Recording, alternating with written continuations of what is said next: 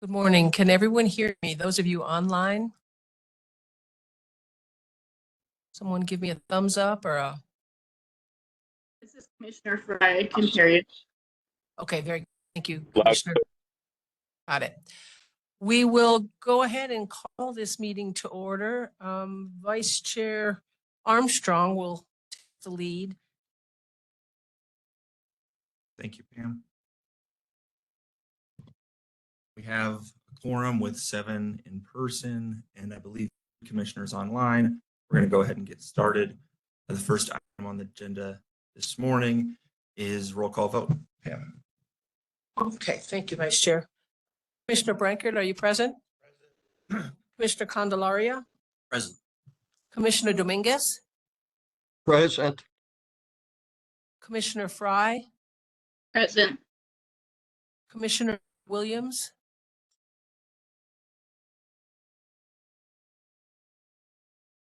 I see you online, Commissioner Williams. If you're having difficulty, we'll send me a chat. Commissioner Paladugu? Present. Commissioner Patton? Present. Thank you. Commissioner Rosatos? Chair Thompson on his way. Commissioner Velasquez? He did send me an email that he won't be present, but for the record, I wanted to call his name. Commissioner Vigil? Here. Commissioner Zemlik? Okay, so Commissioner McWilliams, you're not able to hear us. Do you have your volume raised?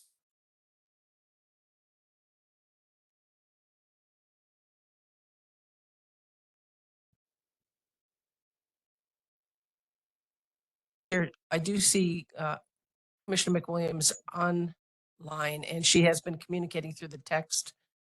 But if you want to move on to the next agenda item, I'll see if I can't work with her on her volume. Okay, thanks, Pam. Quick question on whether or not she can vote if she hasn't been able to verbally confirm. I would say she'd have to verbally be engaged in the. Understood. Okay. So if we can get that fixed, that would be great. We'll go ahead and move forward for now. And if I could just say one thing, Vice Chair, make sure everyone pulls the microphone as close to you. It's a directional microphone. Thank you. Thanks for that. Next on our agenda is approval of the agenda. We will need a motion and a second. I would move that we accept the agenda as presented. Second. Okay, that was Commissioner Candelaria. You moved, and Commissioner Vigil. I'm sorry, Vigil. Thank you, and Commissioner Brankard. Okay, thank you.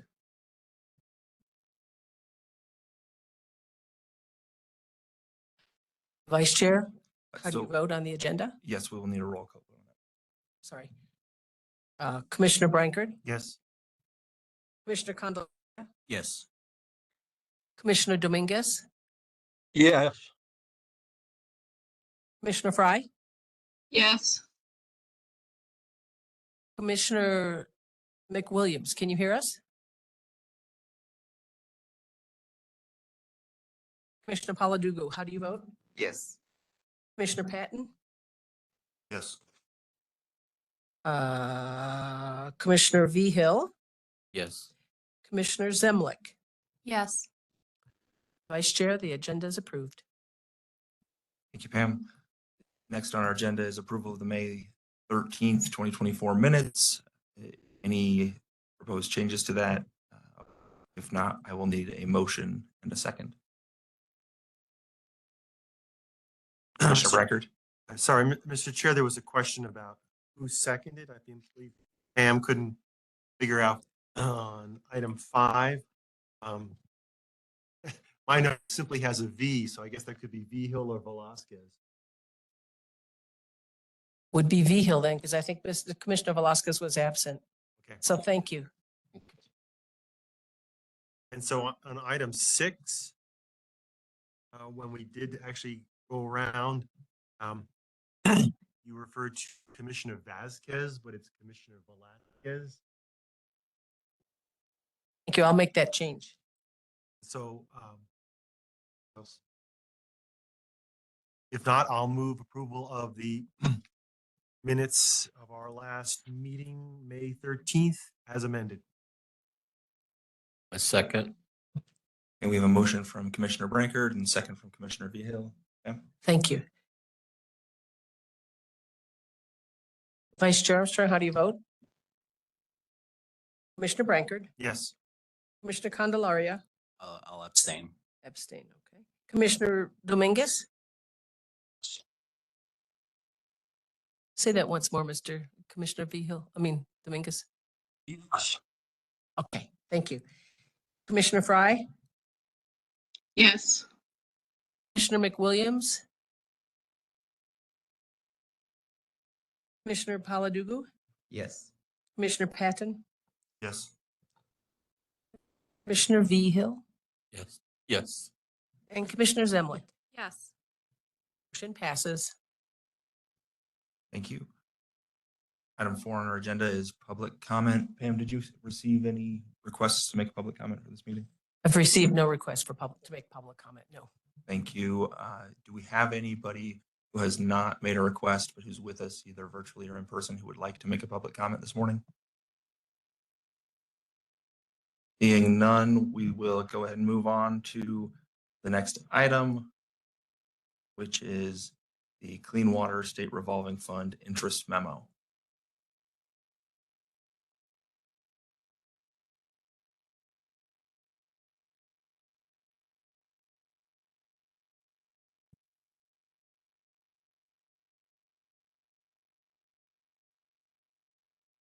Commissioner McWilliams, you can hear us. You're on your phone now.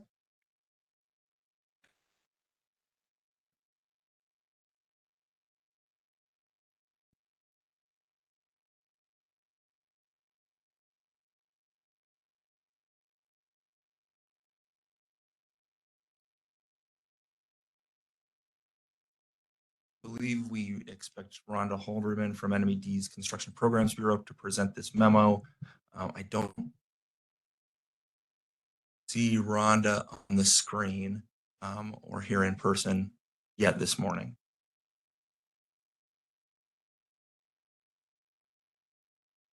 Well, I guess we can move to the next item and hear from Rhonda when she joins us. Item 6 on our agenda is WQCC 2431R in the matter of the petition to amend the standards for interstate and intrastate surface waters. The request for hearing. Rose.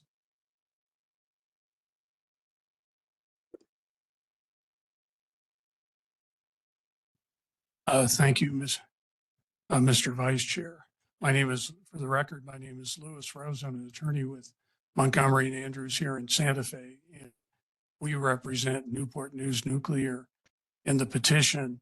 With me is Carrie Olson, an attorney at M&A, and also we have Maureen Dolan, an attorney at Triad, who's here. They're also joining in this petition. The details, I think, in terms of the history and the basis for the petition are laid out in the petition. And I'll try to briefly summarize why we think it's appropriate to go to hearing and try to keep away from discussing the substance of the proposal. As we point out in the petition, EPA has adopted, most recently adopted copper water quality criteria. They adopted criteria early. It's been amended a couple times. The latest criteria was adopted in 2007. And under the Clean Water Act, states either have to adopt that or explain to EPA why they're not adopting the criteria. They can propose alternative criteria as well, but it would require EPA approval. New Mexico's gone through at least a couple of triennial reviews where the issue of adopting the copper criteria were not directly addressed. At the last triennial, you may remember, the issue was brought up and the department identified that it wasn't ready to propose the EPA criteria because some of the analysis that were required to implement the criteria could not effectively be run by the state laboratory. The DOE and the contractors at Los Alamos looked at the issue, and what the copper criteria requires is implementation of the bionic ligand model, which requires more than a handful of data points and different data to implement. It's really a software program that gives a result based on a number of different factors. The laboratory, the contractors have sufficient data, they believe, to run the BLM effectively, and had looked at potentially proposing it to you, at least insofar as the streams on the Pajarito Plateau are concerned. And looking at the BLM, it was apparent, at least to DOE and the companies, that the model was sort of a black box, and that it would be difficult for the public and others to determine what an appropriate criteria would be if they didn't have access to the model to be able to run it and reach criteria. As a result, DOE and the companies looked at alternatives, and before you, and there's a document that explains the analysis, but the companies and DOE have come up with what they believe is an equation that replicates the results of the BLM, but only requires 3 factors to implement.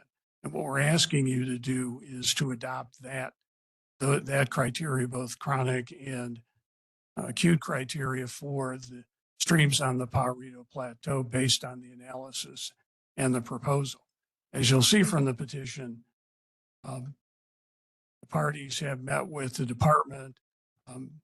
Proposal's been sent to EPA for comment and received comments. There are responses to comments in the petition as well. There was also a public process where the proposal was vetted to various interest groups, and a public meeting was held concerning that. And the results of those meetings and the response to comments are included in the petition. We believe, rather than waiting for the next triennial, that at least as to those streams on the Pajarito Plateau, that the criteria that we're proposing is the best science for protection of aquatic life being exposed to copper. And we believe it's not appropriate to wait for the next triennial to do so. So we're proposing that this commission go to hearing, and after hearing, adopt the revised criteria that are contained in the petition. As I said, we've been meeting with the Environment Department. In addition to getting their comments and hopefully they'll indicate their approval on the proposal, we've met with them also in terms of process going forward, looked at potential hearing dates that we can certainly discuss if the commission decides to go to hearing. It looks like at this point, since your rules require at least 60 days public notice of a hearing, we'd be looking at public hearing probably in October or later. The department seems to be available for an October hearing.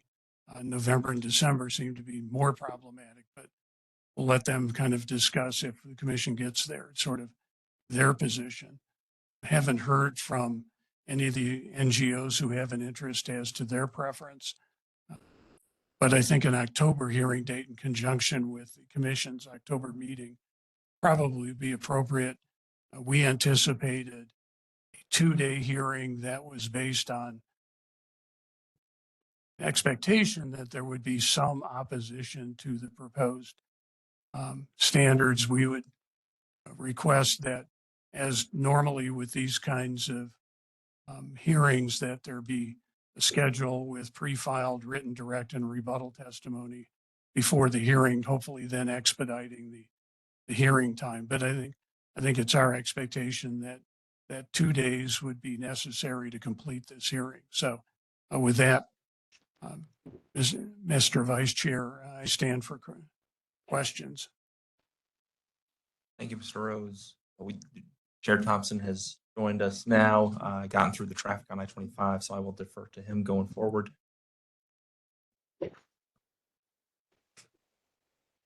Thank you. Thank you, Mr. Rose. Questions or comments from the commission? Record. Thank you. Mr. Rose, and maybe this is directed to the department. This would normally be part of a triennial review, and so why is it not? I can let the department speak for themselves. For the parties or the petitioners, we believe that this is sufficiently specific that it's more appropriate to do as an individual rulemaking that is part of the triennial. The triennial usually deals with issues across the board all over the state. This is unique to the copper criterion, unique to the streams on the Pajarito Plateau. So we think it's probably better to focus on that than do as part of the triennial. As I indicated in my opening remarks, the department at least originally had decided not to move forward with the EPA copper criteria from 2007. I don't know when, if they've changed their position, nor, the triennial is supposed to happen, I guess, by definition, every 3 years. It's a question about whether that actually happens. And so I think I don't know when ED is looking at initiating the next triennial and what they have in terms of what they wish to address during that criteria. But we think the issue is ready now to be addressed. And at this point, don't think it's necessary to wait until the next triennial, whenever that may be. Thank you. Is there someone here from the Environment Department who can address the triennial review question? Mr. Chair, members of the commission, can you hear me? Yes. My name is Lisa Chai. I represent the Environment Department and the Bureau in this matter. I can tell you that the Bureau does not oppose these proposed rules as presented in the petition filed by the landfill contractors. As to the question of the timing of the triennial review, that would be a question for the Bureau. We do have one person from the Bureau present, but at the last conversations with the landfill contractors and the bureaus, it was my understanding that the Bureau did not oppose the position or the proposed rules, and we were prepared to go forward. And if the commission does decide to conduct a hearing, then an October hearing date to conclude on or before October 24th would fit within our schedules. Yes, ma'am.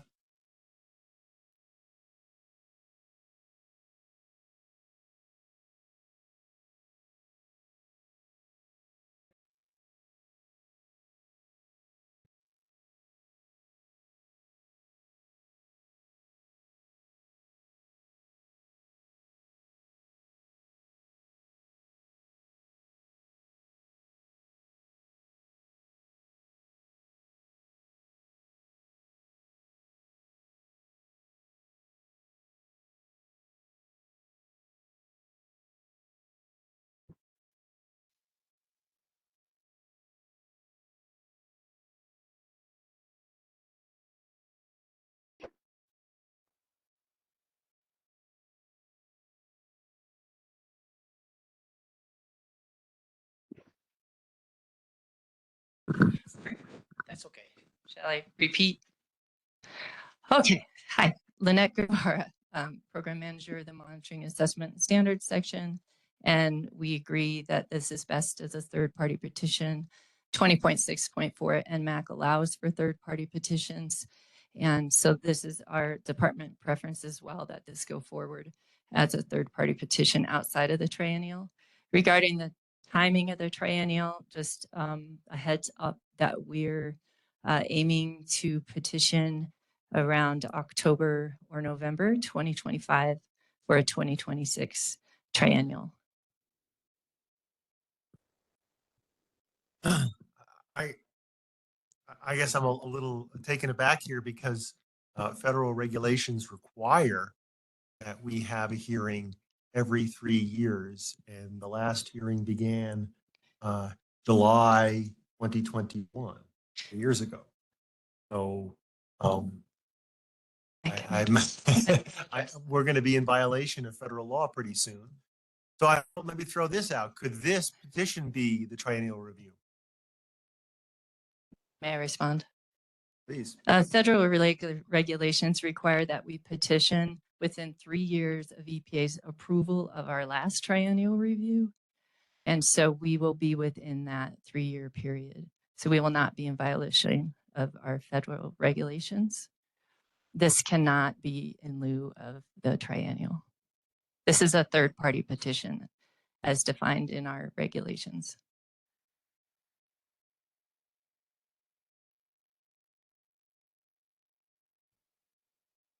Thank you, Ms. Guevara. Other questions?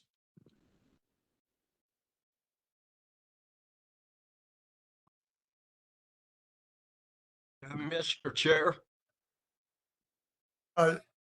Just a minute, Commissioner Dominguez, Commissioner Armstrong. Thanks, Mr. Chair. And thank you, Ms. Guevara, for the answer to Commissioner Branker's question. I think you answered really well why this petition is allowed under the rules. I think his question was why do it now instead of as part of the triennial review. So is there a reason for why we want to do it sooner than we're required to? Commissioner Chair and Chairman Thompson, this is a complicated criterion development, and it is best done as a separate event from the triennial. As stated, our triennial is quite a ways out. We have been working on this since before September 2020. Actually, I think we first started having conversations in 2019. So this petition and this action is ready for review by the commission. And it is the department's preference that we do this outside of the triennial now. Understood. Thank you for that answer. Commissioner Dominguez? thank you, Mr. Chair. Can you hear me okay? Yes. Okay, a couple of questions for Mr. Rose. Mr. Rose, I noticed within the body of the petition, there's the proposed changes to the specific sections of the rule. I was looking through all the attachments to your petition, and maybe I just overlooked it, but was there a copy of the entire rule in red line format attached to the petition? Commissioner Dominguez, I believe so. If you look on particularly at the beginning, pages 2 and 3, we outline the changes to the criteria and how they should apply. Obviously, it doesn't include those sections of 900 which aren't being amended. So it shows those sections in underline and strikeout in legislative format as to the changes to those particular sections. And part of the reason why we didn't include the entire part, section 900, is that it's incredibly lengthy. The bulk of the provisions aren't affected by this proposal. So we can certainly provide those, but the rest of this, and just to reiterate, this draft and the way this was phrased was vetted with the department before submitting it. So it has their imprimatur on it as well, but we didn't include all of 900 because it wasn't affected by the proposal. We can certainly provide that if that's appropriate, but I think at this point, this focuses on exactly what we're proposing to change and nothing extraneous. Okay, thank you for that. And I understand your rationale there. The question at hand then goes to the petitioning process.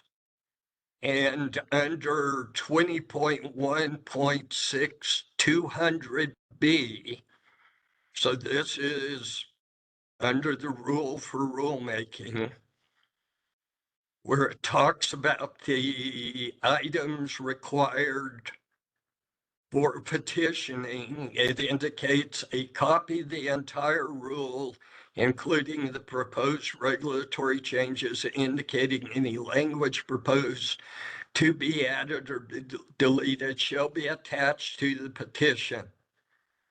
And it goes on further to indicate that all of these items are required in order for the commission to accept the petition. So, Mr. Chair, I guess the question at hand is whether the commission can actually accept the petition. I granted this may appear to be splitting hairs, but recently the commission has been scrutinized and questioned regarding following statutes and regulations, particularly related to rulemaking. So I bring this up from the standpoint that I would hate to see us get started down the road and get to a rulemaking and another party file a motion indicating the commission failed to properly follow the petitioning regulation itself. So that's my rationale for bringing this to everyone's attention. That's all I have, Mr. Chair.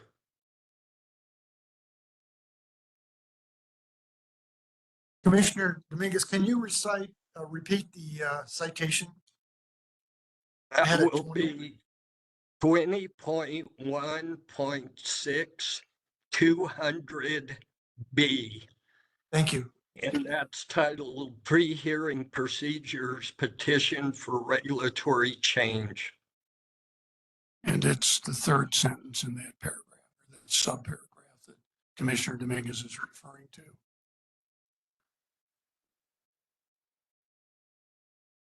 This is a copy of it.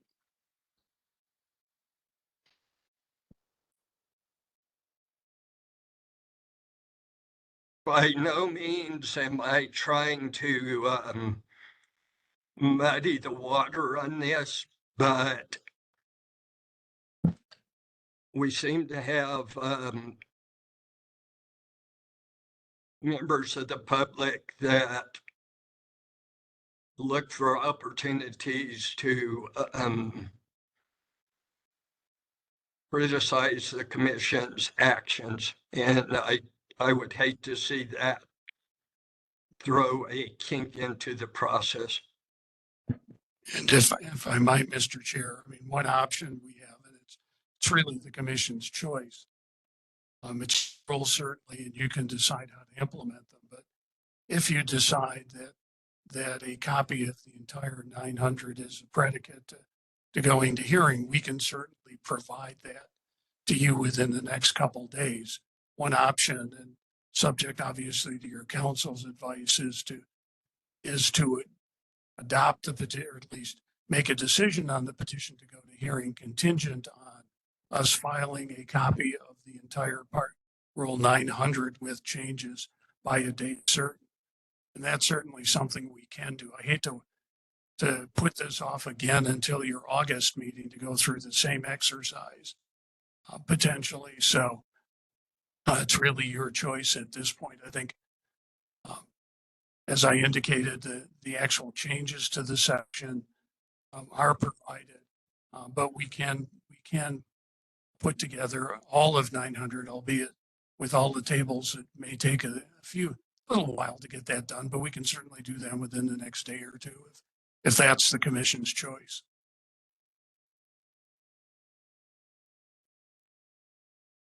What's the commission's pleasure? What is the council's position on?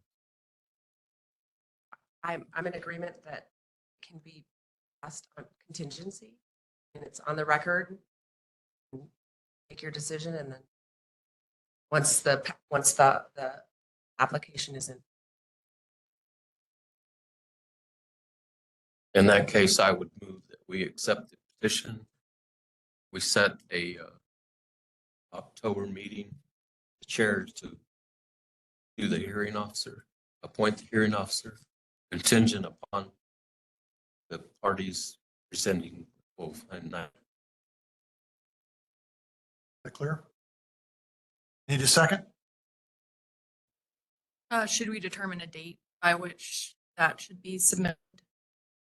For the next day or two, but maybe End of the week. 12th? I would move, You accept that week amendment? amendment for a week from now. Commissioner Zemlin? So you're proposing the 16th, Tuesday, the 16th? Yes. I second. Okay, so it's been moved and seconded to grant the request for a hearing in October, contingent on receiving a full copy of the regulations 20.6.4.900 within a week. Is that clear? You ready to vote? Mr. Chair, I Yes. do see an entry of appearance from Mr. Maxwell on the record, but I don't see him with us here today. I just want to make sure he's not here to say anything before we vote. Mr. Maxwell, are you present? Okay, I assume he's not. Okay. We ready to vote? Ms. Jones, call the roll. I will, and let me just make one more brief announcement. Make sure that everyone is pulling the microphone towards them. Commissioners, just, they're online, they're having difficulty hearing you. As to the vote on the motion on the floor, Vice Chair Armstrong, how do you vote? Yes. Commissioner Brankard, Yes. Commissioner Candelaria, Yes. Commissioner Dominguez, Yes. Commissioner Fry, Yes. Commissioner McWilliams,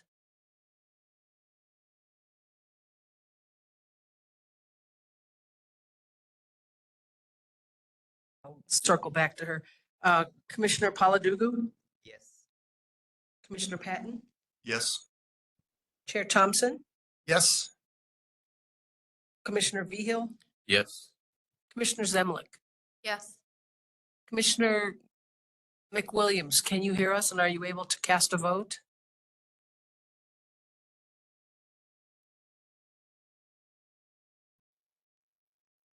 Chair Thompson, you have sufficient votes for the motion to pass. Just to clarify, that'll be at the October 8th commission meeting. It will be at the regular meeting in October. I don't have a calendar. It is the 8th. Okay, thank you. Mr. Rose, thank you. Thank you, Mr. Chair. I think I'm here for the next item as well. So Yes. So the next item is WQCC 24-35, City of Santa Fe's request for hearing and answer to the administrative compliance order.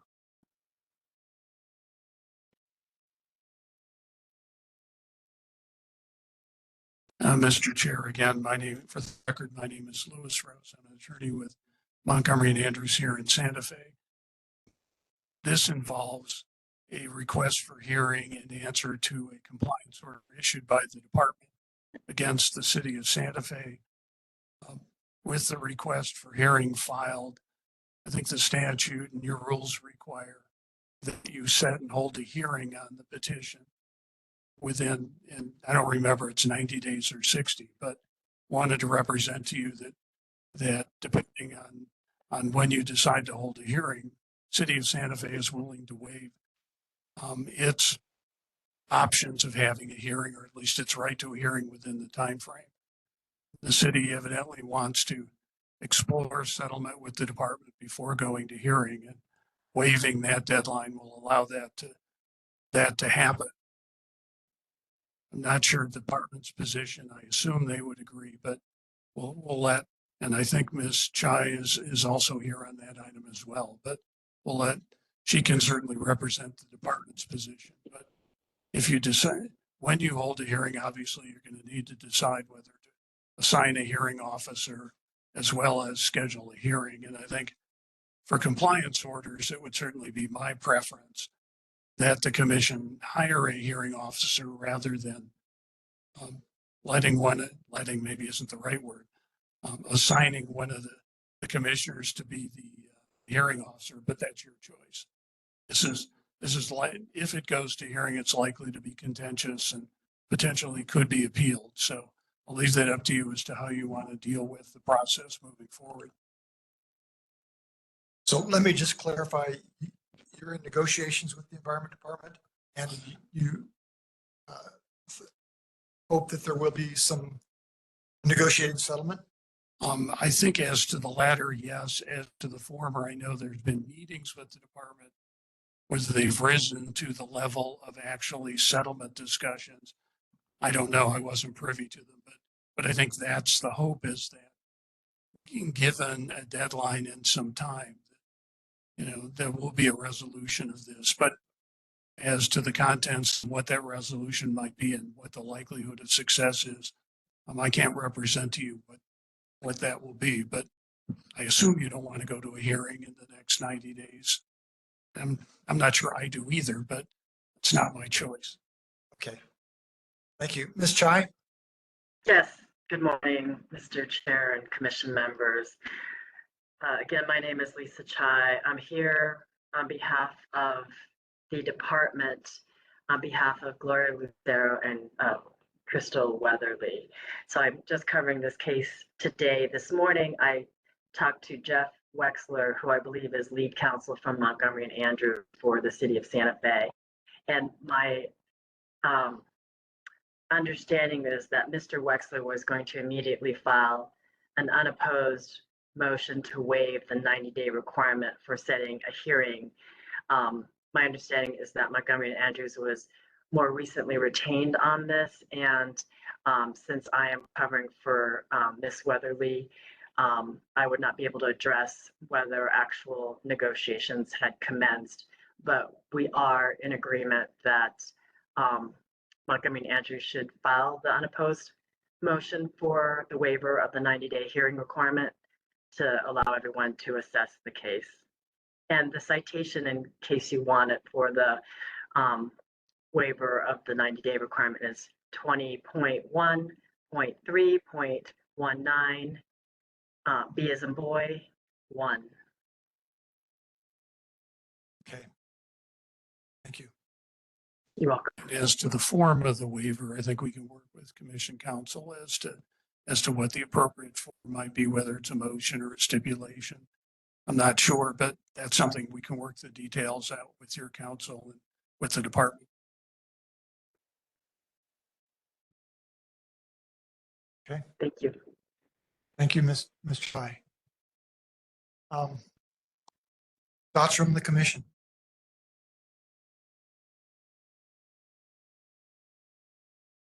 Mr. Brinker. Mr. Chair, do we need to appoint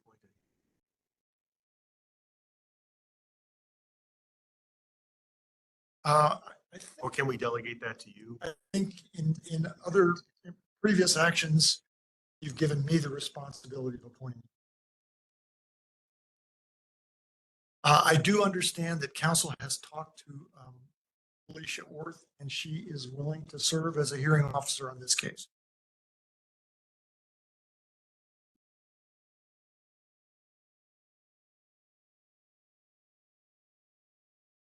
How do you want to proceed?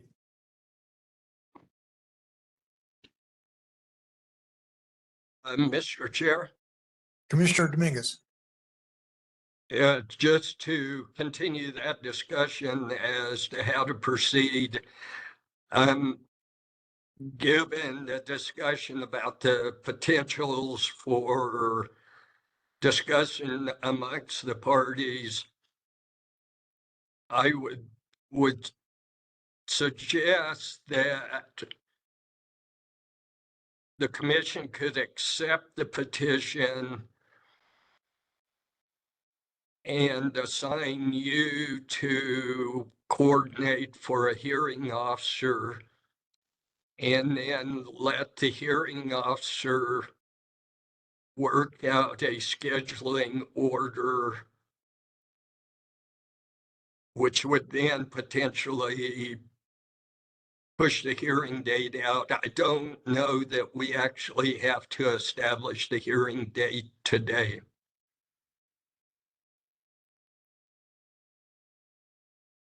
Okay. That could push things out to allow for the time for the parties to see if there's middle ground.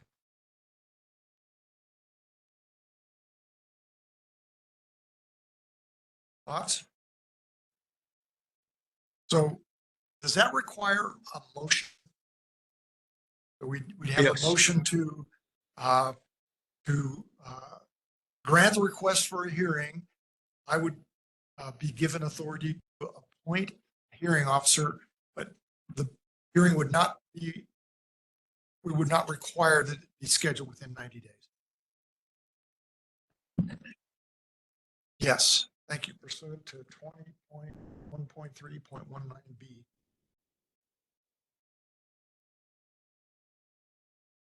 I would entertain either other comment or a motion. Commissioner Brankard. Mr. Chair, given that we have a verbal motion to waive the 90-day deadline and a statement of no opposition from the Environment Department, I move that the commission grant the chair the authority to appoint a hearing officer in this matter, who may then issue any scheduling orders as necessary. Thank you. Second. Been moved and seconded. Any further discussion? Are you ready to vote? Ms. Jones, would you call the roll, please? Yes, sir. Vice Chair Armstrong, how do you vote? Yes. Commissioner Brankard, Yes. Commissioner Candelaria, Yes. Commissioner Dominguez, Commissioner Fry, Yes. Commissioner McWilliams, Commissioner Paladugu, Yes. Commissioner Patton, Yes. Chair Thompson, Yes. Commissioner Vehil, Yes. and Commissioner Zemlik. Yes. Let me see, Commissioner McWilliams has been casting her vote. She says yes in the chat, so the motion passes. Thank you, Mr. Chair.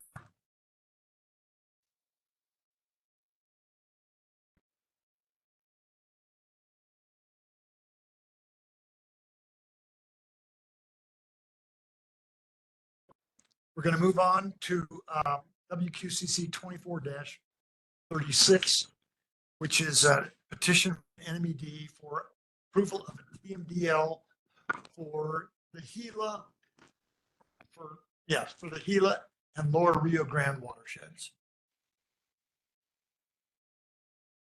And I think Mr. Knight, you're representing the department.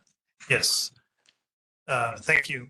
Chair Thompson, Commissioners, good morning. My name is Andrew Knight. I am the Assistant General Counsel for New Mexico Environment Department.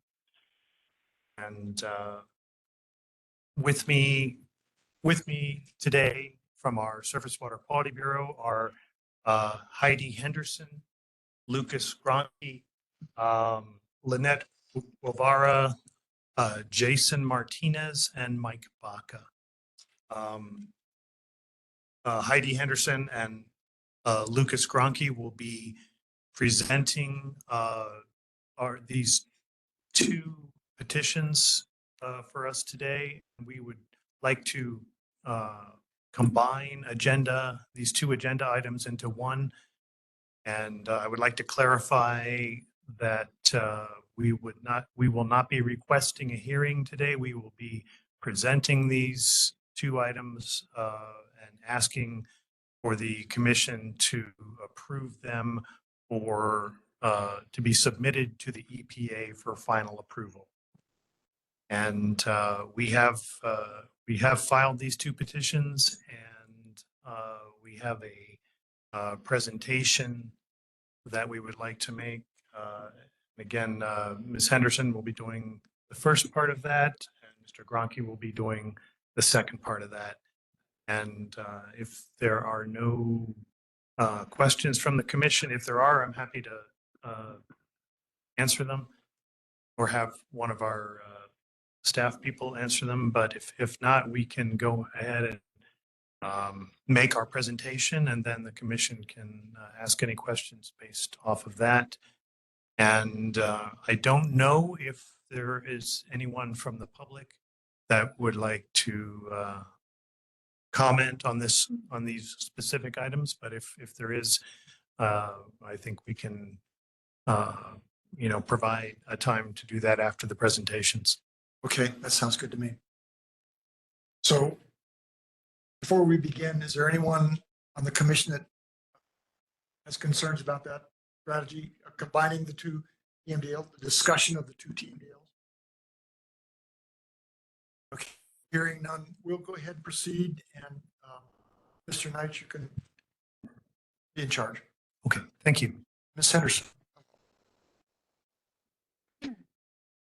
Thank you. And we passed out paper copies of the presentation to the commissioners here in person.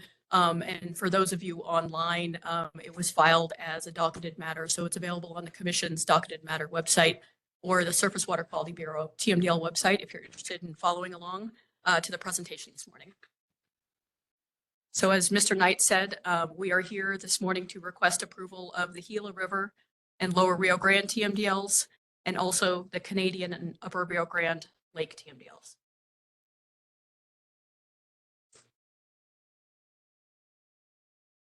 TMDLs in the Federal Clean Water Act. The purpose of the Clean Water Act is to restore and maintain the chemical, physical, and biological integrity of the nation's waters in order to reach a level of water quality that provides for the protection and propagation of fish, shellfish, and wildlife, and provides for recreation in and on the water. Section 303D of the Clean Water Act requires states to develop TMDLs. As far as the framework for restoring polluted waters in New Mexico, it starts with the development of water quality standards. We then monitor and assess the surface waters in the state of New Mexico and compare those data against the water quality standards. And those water bodies not meeting the water quality standards are then included on the list of impaired waters, or the 303D list. And those impaired waters then are addressed with a TMDL document. Following a TMDL, it's then used in two of our other programs, including issuing and revising point source permits through the National Pollutant Discharge Elimination System program, and also in minimizing non-point sources through best management practices, or BMPs, and 319 program.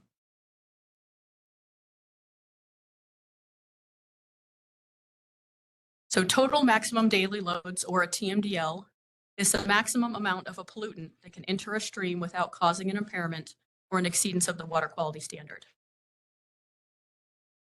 A TMDL is a calculation of the water quality standard times the flow times a conversion factor in order so that the final TMDL number is in a daily load. A TMDL document is a water quality plan that establishes specific goals to meet water quality standards and includes pollution reduction estimates and information and suggestions leading to the development of watershed-based plans, which discuss control measures to protect the chemical, physical, and biological integrity of the water body.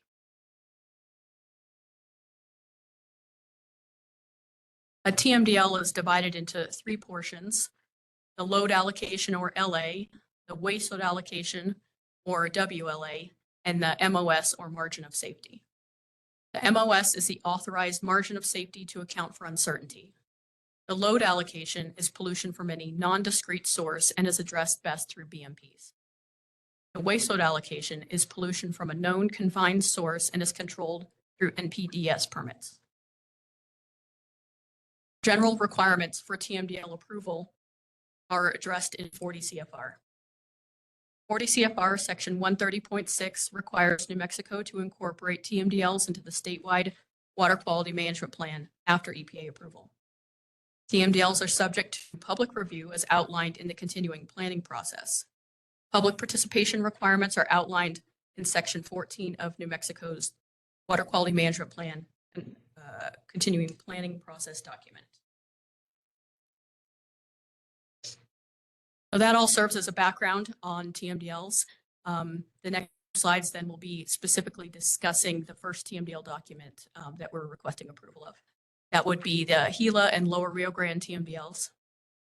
That document includes one boron TMDL for the Rio Grande from the international Mexico boundary to the Texas border, 2 E. coli TMDLs from the San Francisco River, Box Canyon to Whitewater Creek, and Mangus Creek from the Gila River to Mangus Springs, 1 plant nutrient TMDL on Mule Creek from San Francisco River to Mule Springs, 1 sedimentation TMDL on the San Francisco River from Centerfire Creek to the Arizona border, and 7 temperature TMDLs. Calita Creek, Los Animas Creek, Mangus Creek, the Mimbres River, San Francisco River, Whitewater Creek, and Willow Creek. For this specific TMDL, the public participation process was followed according to requirements outlined in the CPP. Public notice for the Gila River and Lower Rio Grande TMDL was published on the Surface Water Quality Bureau website on August 8th, 2023. The notice was also sent to over 1,900 email addresses on the Surface Water Quality Bureau Gov Delivery email list on August 8th. The 30-day public comment period started on August 8th and ended September 8th. The TMDL was made available for public review via the Bureau website and upon request. The Bureau hosted a virtual public meeting via WebEx on Wednesday, August 30th from 1 to 2 p.m. A total of 12 stakeholders attended that meeting. And there were a few comments during the meeting, some questions about permits, and otherwise questions about general watershed health.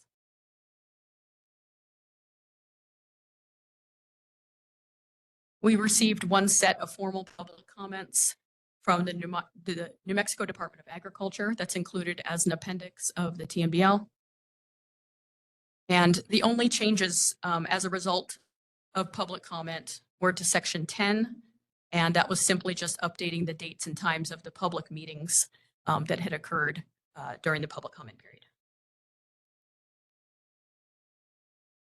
So in November 2023, the Bureau made the final draft, TMDL draft, available to the public via posting on the Surface Water Quality Bureau TMDL website. The Surface Water Quality Bureau recommendation at this time is to approve and incorporate this TMDL as proposed. And with that, I will hand the presentation over to Mr. Gronke, who will present about the lake TMDLs. Good morning, Commission. I'm going to be presenting on the 2024 Canadian and Upper Rio Grande Lakes TMDL. This TMDL included 4 different lakes: Eagle Nest Lake, Lake Maloya, Santa Cruz Lake, and Sherry Pond North. Santa Cruz Lake was found to be impaired for total recoverable aluminum, plant nutrients, and temperature. Eagle Nest Lake, Lake Maloya, and Sherry Pond North were found to be impaired for plant nutrients. The public participation process was followed according to the requirements outlined in the CPP. Public notice of the Canadian and Upper Rio Grande Lakes TMDL was published on the Surface Water Quality Bureau website on April 15th, 2024. Notice of the pending TMDL was provided to the pueblos of Taos and Nambe water quality staff on April 9th. The notice was also sent to 3,394 email addresses on the Surface Water Quality Bureau Gov Delivery email list on April 15th, 2024. The 30-day public comment period started April 15th of 2024 and ended May 15th of 2024. The TMDL was made available for public review via the Surface Water Quality Bureau website and upon request. Bureau hosted 2 virtual public meetings via WebEx on Wednesday, May 1st from 1 to 2:30 p.m. and 5 to 6:30 p.m. A total of 5 stakeholders attended these 2 meetings. There were no comments during the public meetings. However, myself, the presenter, did receive a phone call shortly after the first public meeting regarding land ownership and wildfires in the Lake Malloy watershed. This phone call was summarized and included in the response to comments appendix of the final TMDL. I also attended an in-person meeting of the Santa Cruz Watershed Group on May 9th at the Chimayo Museum to give a presentation on this TMDL. The presentation focused on Santa Cruz Lake, which is located in their watershed of concern. Surface Water Quality Bureau solicited input on probable sources from the Santa Fe or the Santa Cruz Watershed Group concerning the total recoverable aluminum, plant nutrients, and temperature impairments of Santa Cruz Lake. Their impairment on probable sources was incorporated into this TMDL. The Bureau received 4 sets of public comments, 1 from Christopher Tingle, 1 from Dan Campbell, 1 from Doug Ebe, and 1 from the New Mexico Department of Game and Fish.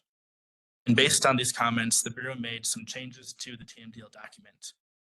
Surface Water Bureau included more information regarding the impacts of the 2011 tract fire in the Lake Malloy watershed.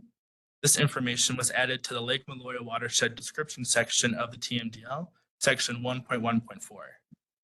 We also updated all lake description sections, including 1.1.1, 1.1.3, 1.1.5, and 1.1.7, with more accurate fish stocking information from the New Mexico Department of Game and Fish using their 2022 statewide fisheries management plan. In this TMDL's executive summary, the Bureau added a definition of the integrated report, and we also expanded on the definition of a TMDL. In section 8, regarding public participation, this section was updated to include the date and times of the meetings and to reference the appendix containing Surface Water Quality Bureau responses to public comments. Minor grammatical and spelling errors were also corrected throughout the TMDL. On June 26, 2024, the Bureau made the final TMDL draft available to the public and the WQCC by posting on the Surface Water Quality Bureau TMDL website page.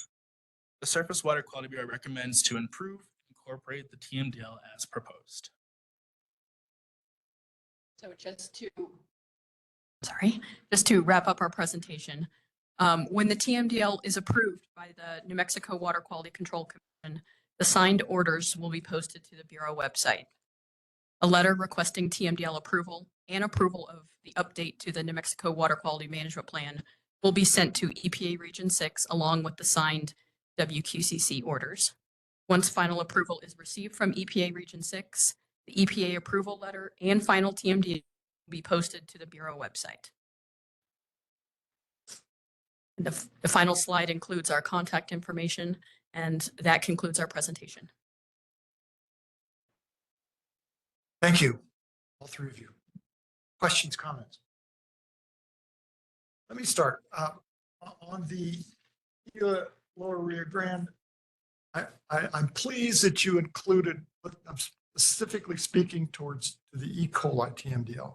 I'm pleased that you included regrowth as a potential source. And you know, Ms. Henderson, that's sort of a pet peeve of mine, because I think in these trophic warm streams during the summer, that is a significant source. I'm also disappointed you didn't cite my paper, but that's okay. So I'm pleased that it's there. I would hope, as the Environment Department does further investigation on that parameter in these lower warm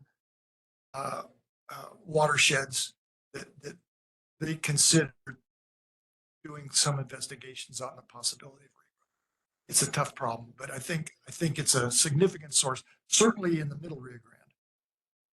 So that's an editorial comment, but thank you.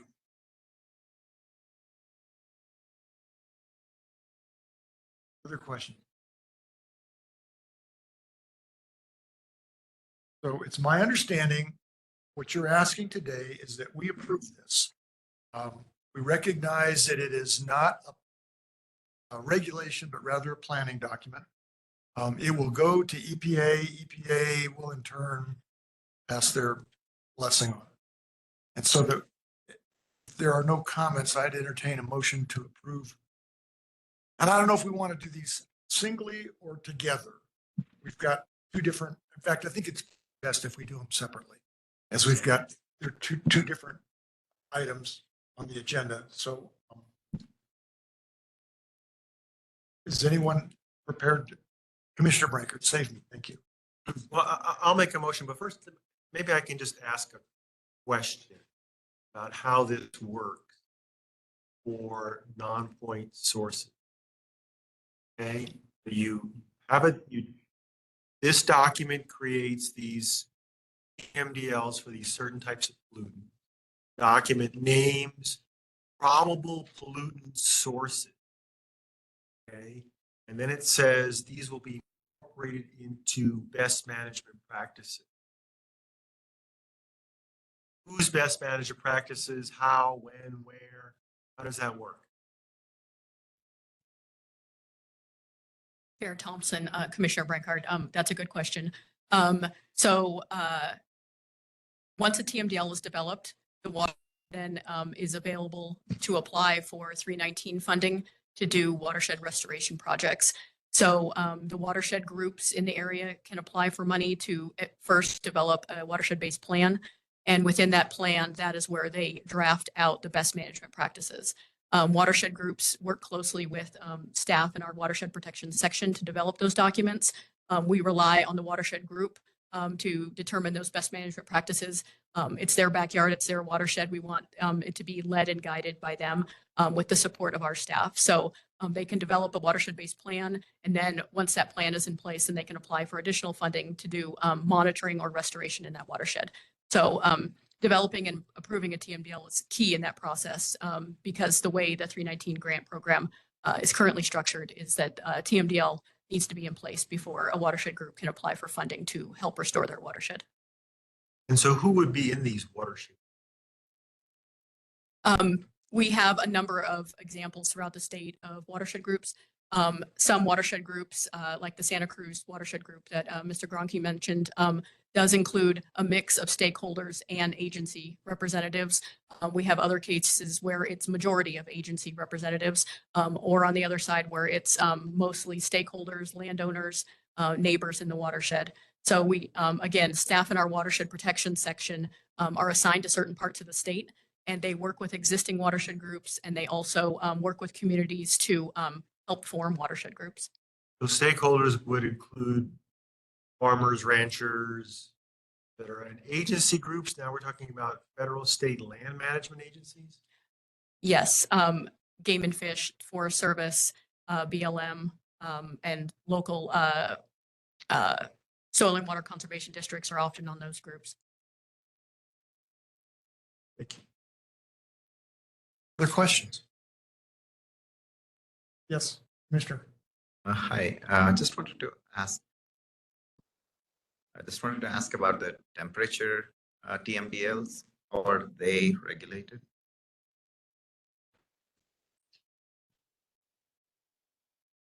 Chair Thompson, Commissioner. It's a good question also. So most of our temperature TMDLs statewide are non-point source only TMDLs. We don't have a lot of permittees in the state that are discharging heated water to a watershed, so it's mostly non-point source. And that's a non-regulatory side of the work that we do. So it follows the process, just like I mentioned to Commissioner Brankart, as far as watershed group and developing a watershed-based plan, and then moving on from there to either monitoring or restoration. So some activities that would be a part of that would be increasing the shade. The TMDL talks about a few different typical remediation actions, and one of them would be increasing shade. So groups in the past have applied for money to do some plantings of native plants along the riparian area in order to increase shade. We can also reduce the width to depth ratio so that it's not as wide and shallow to help with the temperature. So groups can also apply for funding, not only for restoration, man, I cannot figure this out, um, they can apply for the funding for restoration with the planting on, and also monitoring. So we've had groups who have applied for money to purchase thermograph devices that they can deploy in the stream. And so then they can monitor the effectiveness of the plantings that they've maybe done over the years to see as the temperature reduces. And then again, our Bureau monitors all the streams, rivers, and lakes in the state on a rotational basis. So right now it's about every 8 to 10 years that we're in a watershed. So in theory, we write a TMDL, the groups start some projects, and then we're able to do some effectiveness monitoring when we're back in the watershed after they finish their projects. Thank you.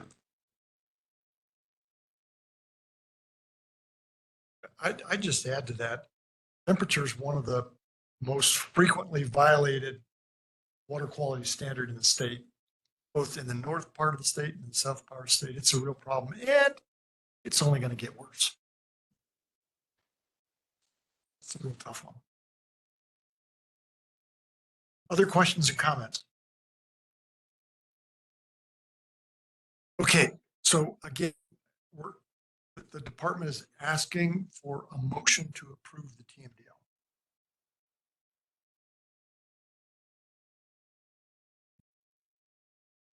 Commissioner Parker. Mr. Chair, and by TMDL, I assume you mean this report titled Total Max. Yes, Chair Thompson, Commissioner Brinkard. There are 2 TMDL documents that we're requesting approval of.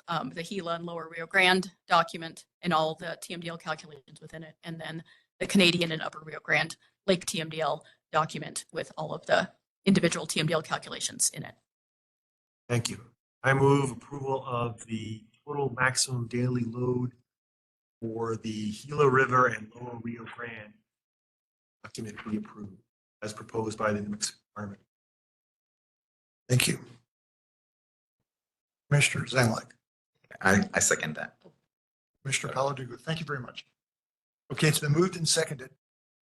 Further questions, comments, discussion? Vote. Ms. Jones, we can call roll. I will. Vice Chair Armstrong, how do you vote? Yes. Commissioner Brankard, Yes. Commissioner Candelaria, Yes. Commissioner Dominguez, Yes. Commissioner Fry, Yes. Commissioner McWilliams, Commissioner Paladugo, Yes. Commissioner Patton, Yes. Chair Thompson. Thank you. Commissioner Vehil, Yes. Commissioner Zemlich. Yes. Motion passes.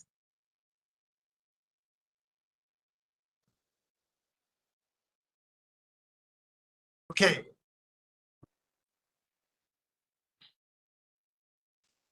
This is not my morning. So we have approved the TMDL for the Gila River and Lower Rio. Now we'd like to consider the Canadian and Upper Rio Grande Lake TMDL.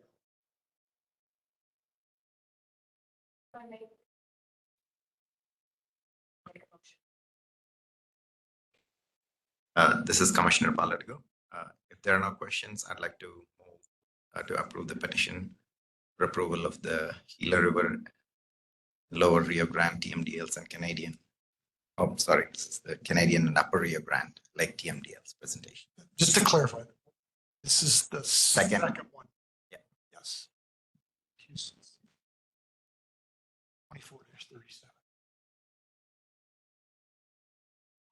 This is Commissioner Zemlich, and I second. Okay. Been moved and seconded to approve WQCC 24-37 petition for approval of the TMDLs for the Canadian Upper Rio Grande Lakes. You ready to vote for discussion? Okay. Jones. Vice Chair Armstrong, you vote. Yes. Commissioner Brankard, Yes. Commissioner Candelaria, Yes. Commissioner Dominguez, Commissioner Fry, Yes. Commissioner McWilliams. has been casting her vote in the chat, but Commissioner Paladugu, Yes. Commissioner Patton, Yes. Chair Thompson, Yes. Commissioner Vehil, Yes. Commissioner Zemlik. Yes. Motion passes. Okay, thank you. Now, before we leave this, will the Environment Department prepare the proposed order that will be submitted to EPA? Commissioner or Chair Thompson, yes, we will prepare that. Okay. We have prepared it, in fact. So, yeah, that'll be ready for signature. Okay, thank you. Any further discussion on those two issues? Yes, Chair Thompson, this is Commissioner Fry. I'm just wondering, will we receive notice when the EPA has approved? Mr. Knight? We will be happy to report back to the commission at its next regular meeting after we receive EPA approval. I'm not sure of the time frame for that, but if Once EPA receives a document from us, they have 30 days to approve. So we typically receive it within those 30 days. Thank you. Thank you. Further discussion? Okay, agenda item 10 is to schedule our next meeting and determine if there are any upcoming commission matters.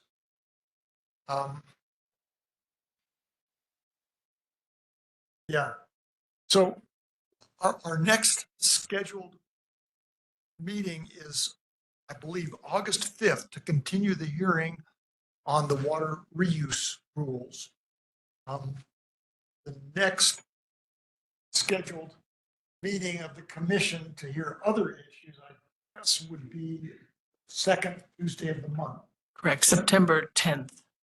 If you don't want to have a meeting on the second week of that hearing. Okay. My preference would, and I'll ask commission's opinions as well. My preference would be not to have a meeting in August to hear other matters, because we're going to be fried by the time we hear those water reuse rules.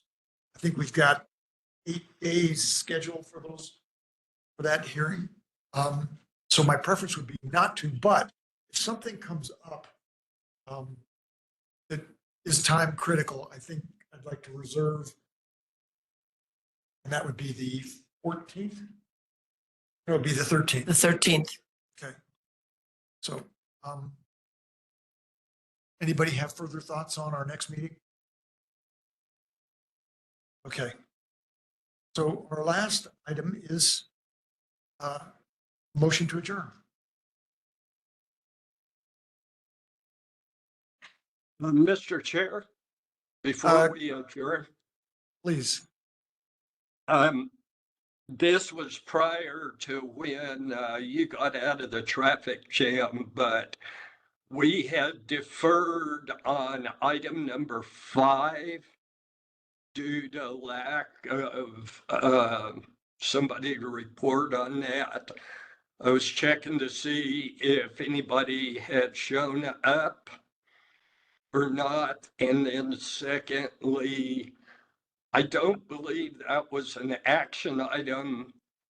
So I don't know that we would have to table the item. We could just roll it to the next meeting. Is there anyone from the Environment Department that'd like to address that? I agree with Commissioner Dominguez. My reading of that was, it was not an action item. It was just for information only. So let's table that until our next regular meeting. And I want to make sure nobody has any disagreement with tabling it. Okay. Again, at this point, I'd entertain a motion to adjourn. Chair Thompson, one more thing, sorry. I'm wondering if we can get a list for the August hearings, the order of testimony. I probably have it somewhere, but it'd be nice to have that again before that meeting, before that hearing. We'll contact the hearing officer and get that list, and we'll send that to all the commissioners. That's a good suggestion. I appreciate it. Thank you. I appreciate that. So I move to adjourn. Thank you. Second. Okay, we're adjourned. Thank you. Thank you all.